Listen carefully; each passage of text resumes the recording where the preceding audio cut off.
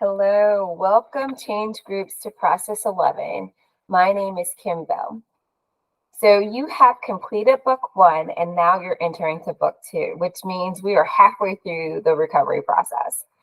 In book one, you experience personal growth and healing through the understanding of what is missing or broken in your life. You have come to realize that you cannot change alone and that you need people.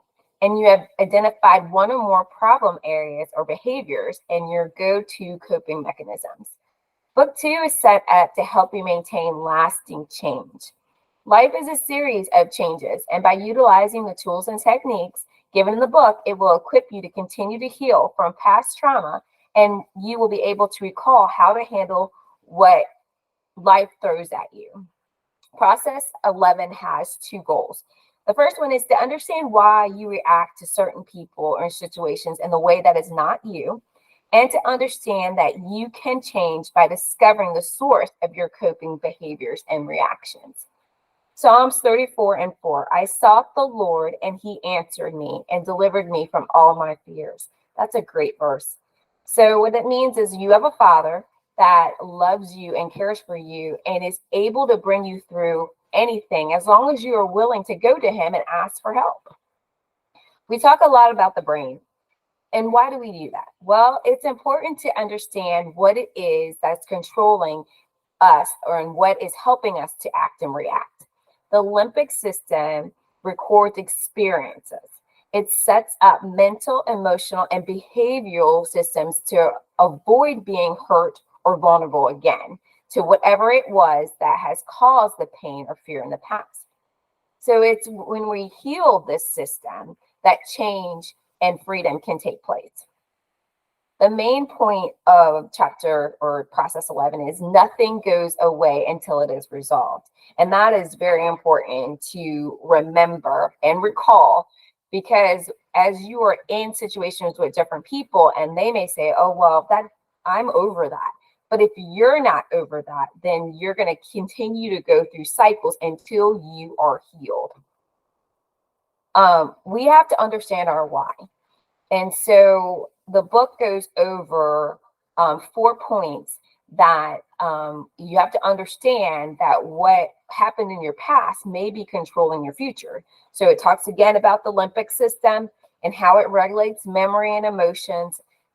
It learns, it's streaming, attention, and arousals. It influences your perceptions of expression of emotional, motivational, and sexual and social behaviors, including the ability to form loving attachments.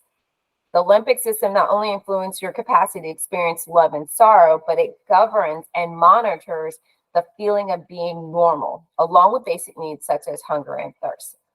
The second point that it brings out is that past trauma and chronic stress, especially in the early years, can cause a diminished ability to trust and bond and attach to others.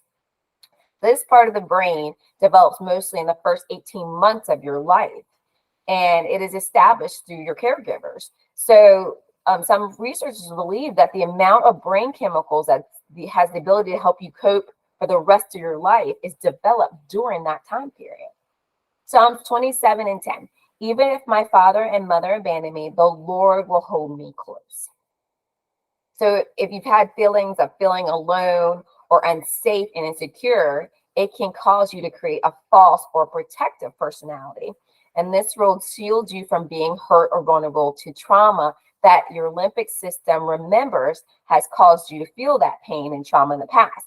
If you can't trust or receive gratification from others, you learn to self-gratify. Addiction is self-gratification.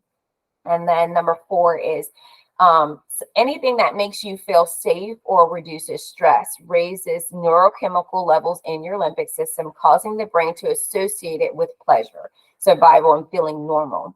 And this is called the reward cascade.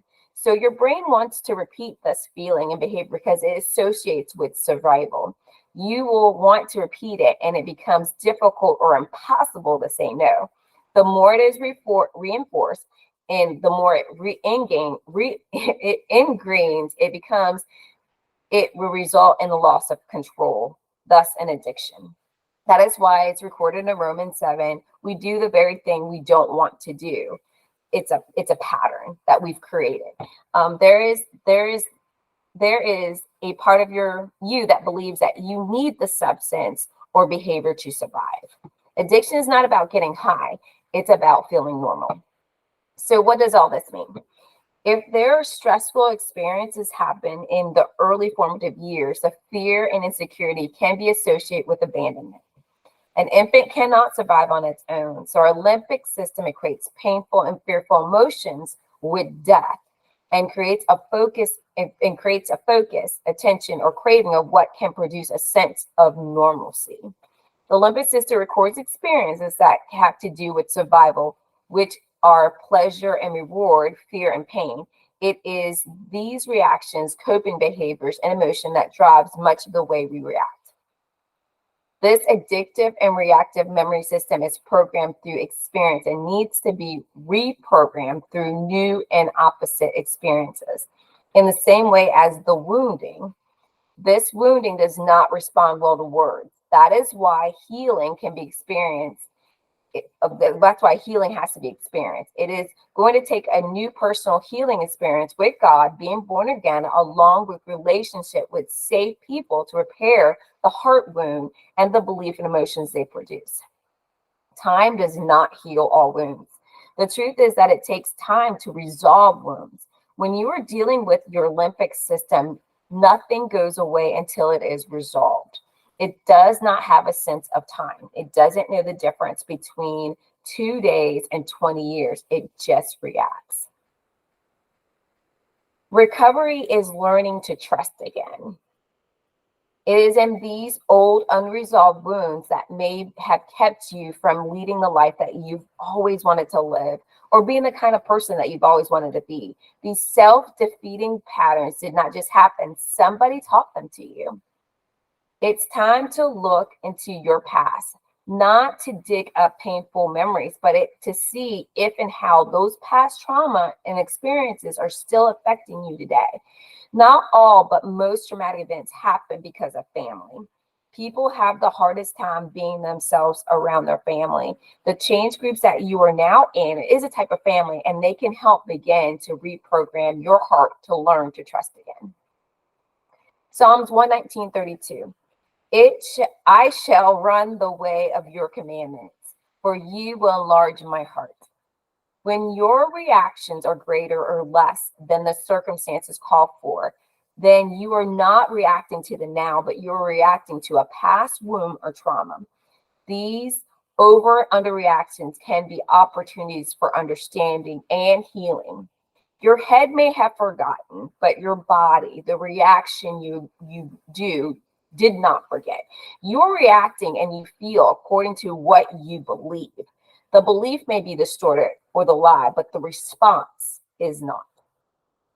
So in closing, remember the limbic system records experiences of fear and pain. It reacts to avoid pain and either a fight, you're going to be angry, you're going to attack, or flight, you're going to fear or escape, or you're going to freeze, you're going to go numb or appease. It is important that you review parts of the book from time to time to help you walk through the process to understand why you react when you are faced with a situation or a conversation with certain individuals. Review process 3, reviewing versus responding from book 1. You can only improve or get better when you understand your why. Okay, change groups. We are in the process of healing, and with the help of God, remember all things are possible. Enjoy the rest of your week and look forward to the change you will experience as you continue this journey. Thank you and goodbye.